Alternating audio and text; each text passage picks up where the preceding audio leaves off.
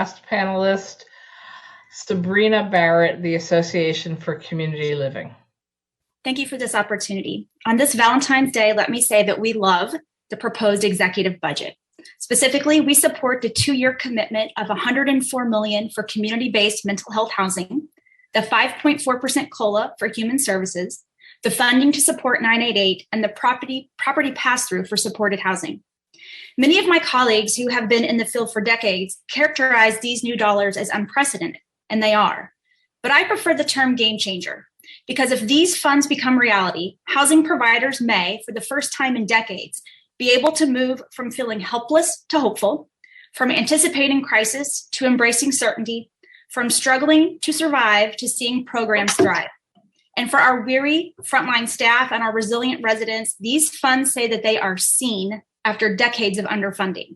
It says they matter, recovery matters, mental health matters. And so we thank Governor Hochul and we urge that these allocations be fully funded.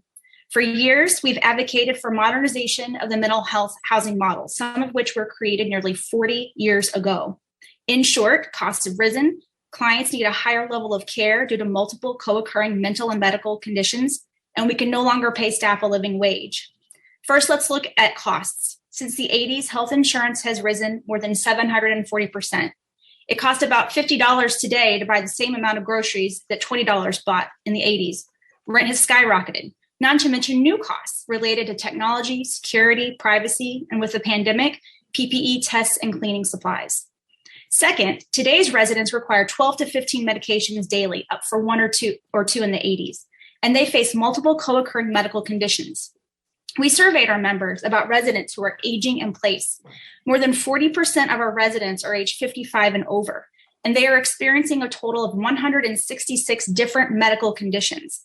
Highest reported include hypertension, diabetes, COPD, heart disease, arthritis, cancer, and dementia. For these individuals, transition into a nursing home isn't a possibility. Nursing homes won't take people with severe mental illness, and even if they were to, they don't have the ability to care for their needs. However, more than 75% of the housing providers who responded to our survey stated that they also are not equipped to assist their residents with their aging medical concerns. They need nursing staff, on-site health aides, ADA compliant space, additional staff, and better pay. Finally, our members have reported a near 25% average statewide vacancy rate, with some having as much as 50 to 60%. Since the 80s, the work has gotten more challenging, but the pay has diminished. Many of our direct care staff make just minimum wage. They can't afford rent, food, and childcare. And for the past 2 years, they have put their lives at risk to care for others. Our members are seeing fewer qualified applicants, a sharp increase in interview no-shows, and senior level staff are filling direct care shifts just to keep the doors open. This is unsustainable, and the funding in this proposed budget is crucial to the ability for these programs to survive. Thank you. Thank you very much.